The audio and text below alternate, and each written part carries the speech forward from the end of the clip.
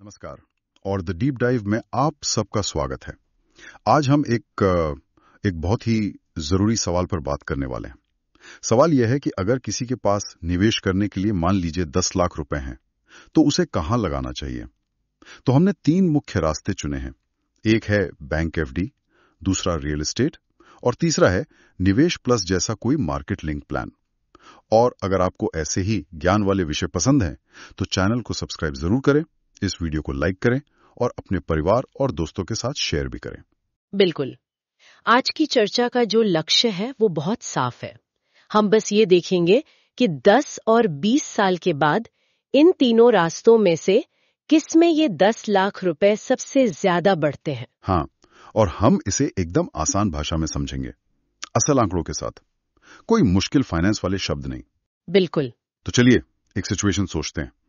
किसी के बैंक खाते में 10 लाख रुपए पड़े हैं। अब उसके सामने 3 रास्ते हैं।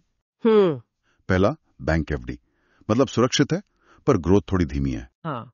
ट्रेडिशन वाला रास्ता। दूसरा रियल एस्टेट, स्थिर है लेकिन इसमें पैसा भी बड़ा लगता है और झंझट भी कई है। सही बात है। और तीसरा है निवेश प्लस, जिसमें बाजार से जुड़ी ग्रोथ मिलती है और साथ में जीवन बीमा का फायदा भी। तो आज हम सिर्फ ये देखेंगे कि 10 और 20 साल के बाद ये 10 लाख रुपए की रकम कितनी हो जाती है। ठीक है, तो शुरू करते हैं। कुछ अनुमानित रिटर्न रेट्स ले लेते हैं ताकि कैलकुलेशन आसान हो। हाँ, एक बेसलाइन जरूरी है। एफडी पर हम मानकर चलते हैं लगभग 6.5%। ठीक है। रियल एस्टेट में करीब 8% की ग्रोथ। ये भी ठीक है। और निवेश प्लस जैसे मार्केट लिंक्ड प्लान में हम 12% का एक एवरेज रिटर्न मान लेते हैं। और ये 12% जो है, ये समझना जरूरी है कि ये एक सीधी लाइन में नहीं मिलता। मतलब उतार चढ़ाव होता है। बहुत ज्यादा। बाजार ऊपर नीचे होता है लेकिन लंबे समय में 10-15 साल में ये एक एवरेज निकल कर आता है। ठीक है, तो चलिए पहले 10 साल के बाद के नतीजे देखते हैं। एफडी में 6.5% के हिसाब से 10 लाख रुपए 10 साल बाद बन जाएंगे 18.8 लाख रुपए। मतलब लगभग डबल से थोड़ा कम। हाँ, सुरक्षित है, कोई टेंशन नहीं। बिल्कुल। एफडी का काम ही है पैसे को सुरक्षित रखना, लेकिन इसमें एक छिपा हुआ दुश्मन है, महंगाई। इन्फ्लेशन। हाँ, इन्फ्लेशन। अगर महंगाई ही 6% से बढ़ रही है तो आपका असली रिटर्न तो सिर्फ 0.5% हुआ। सही बात है। मतलब पैसे की जो खरीदने की ताकत है वो ज्यादा नहीं बढ़ी। बिल्कुल। अच्छा, अब आते हैं रियल एस्टेट पर। 8% की ग्रोथ के साथ 10 साल में 10 लाख बन जाएंगे 21.5 लाख रुपए। ये एफडी से तो बेहतर लग रहा है। हाँ, कागज पर तो बेहतर है, लेकिन रियल एस्टेट में ना कुछ छुपे हुए खर्चे होते हैं। अच्छा, जैसे कि मेंटेनेंस का खर्चा, हर साल कुछ ना कुछ तो लगेगा ही। हाँ, वो तो है। फिर टैक्स और ब्रोकरेज जब आप बेचने जाएंगे, और सबसे बड़ी दिक्कत क्या? लिक्विडिटी की। मतलब आप इसे जल्दी से कैश में नहीं बदल सकते। हाँ, ये तो बहुत बड़ी समस्या है। प्रॉपर्टी बेचने में तो महीनों लग जाते हैं, कभी कभी साल भी। तो ये आपका पैसा एक तरह से ब्लॉक कर देता है। ठीक है, तो अब आते हैं हमारे तीसरे विकल्प पर, निवेश प्लस। यहाँ हमने 12% का रिटर्न माना था। तो 10 साल बाद 10 लाख रुपए कितने हो जाएंगे? ये आंकड़ा थोड़ा चौंकाने वाला है। बताइए। 10 लाख रुपए बन जाएंगे 31 लाख। 31 लाख मतलब लगभग 3 गुना। हाँ, लगभग 3 गुना। ये तो एफडी और रियल एस्टेट से बहुत ज्यादा है। बिल्कुल, और इसका कारण सीधा है, ये बाजार से जुड़ा हुआ है। जैसे जैसे देश की बड़ी कंपनियां तरक्की करती हैं, आपका पैसा भी बढ़ता है। और दूसरा, कंपाउंडिंग का लाभ, जिसे चक्रवृद्धि ब्याज कहते हैं। हाँ, वही। और साथ में एक जीवन बीमा का कवर भी तो मिल रहा है। हाँ। और सब कुछ ट्रांसपेरेंट होता है, आप रोज देख सकते हैं कि आपका पैसा कितना बढ़ रहा है। तो 10 साल की तस्वीर तो बिल्कुल साफ है। लेकिन कहते हैं कि असली दौलत बनाने का जो खेल है वो 20 साल के लंबे समय में होता है। सही कहा। असली जादू तो कंपाउंडिंग लंबे समय में ही दिखाती है। तो देखते हैं कि 20 साल बाद क्या होता है। ये बहुत दिलचस्प होने वाला है। तो रियल एस्टेट से शुरू करते हैं। 20 साल बाद 10 लाख रुपए बन जाएंगे 46.6 लाख रुपए। ठीक है, मतलब 10 लाख का 46 लाख होना ये एक अच्छी ग्रोथ है, इसमें कोई शक नहीं है। लेकिन आपने एक चीज नोटिस की? हमने 20 साल की तुलना में एफडी को नहीं रखा। हाँ, और उसका एक बहुत बड़ा कारण है। क्या? इतने लंबे समय में, मतलब 20 साल में एफडी से मिला रिटर्न महंगाई को भी ठीक से हरा नहीं पाता। अच्छा।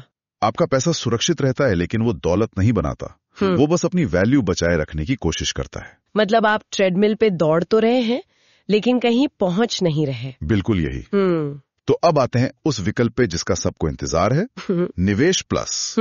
20 साल बाद 12% के रिटर्न से 10 लाख रुपए की वैल्यू क्या होगी? ये आंकड़ा सच में, हाँ, लोगों को सोचने पर मजबूर कर देगा। बताइए बताइए।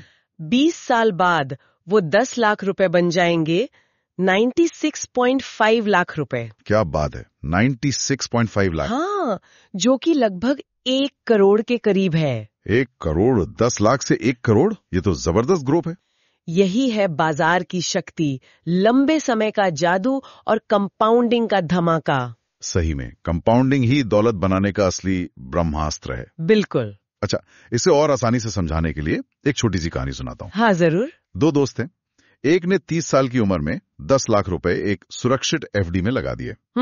20 साल बाद जब वो 50 का हुआ तो उसे लगभग 38 से 40 लाख रुपए मिले। ठीक है। उसके दूसरे दोस्त ने उसी समय वही 10 लाख रुपए एक मार्केट लिंक्ड प्लान में लगा दिए। अच्छा। 20 साल बाद उसकी रकम 90 लाख से भी ज्यादा हो गई। देखिए, यही फर्क है, दोनों का निवेश समान था, समय भी समान था। हाँ, अंतर सिर्फ एक छोटे से फैसले का था। सही बात है। आर्थिक जीवन में तरक्की तभी होती है जब कोई सुरक्षित फैसलों से स्मार्ट फैसलों की ओर बढ़ता है। बिल्कुल। तो फिर सवाल ये उठता है कि जब आंकड़े इतने साफ हैं तो आखिर लोग इस तरह की ग्रोथ से चूक क्यों जाते हैं? देखिए, इसके पीछे ना 3 मुख्य कारण हैं, साइकोलॉजी से जुड़े हुए हैं। अच्छा, क्या है वो? सबसे पहला है ज्ञान की कमी। लोग आज भी सोचते हैं कि एफडी ही सबसे अच्छा और सुरक्षित विकल्प है। वो ये नहीं समझते कि लंबे समय में ये महंगाई से हार जाता है। सही है। दूसरा कारण? दूसरा है बाजार का डर। लोगों को मार्केट के उतार चढ़ाव से बहुत डर लगता है। हाँ, जब मार्केट गिरता है तो सब घबरा जाते हैं। जबकि सच्चाई ये है कि लंबे समय में, मतलब 10-20 साल में, बाजार ने हमेशा पॉजिटिव रिटर्न ही दिया है। और तीसरा कारण? तीसरा और शायद सबसे बड़ा कारण है फैसले टालना।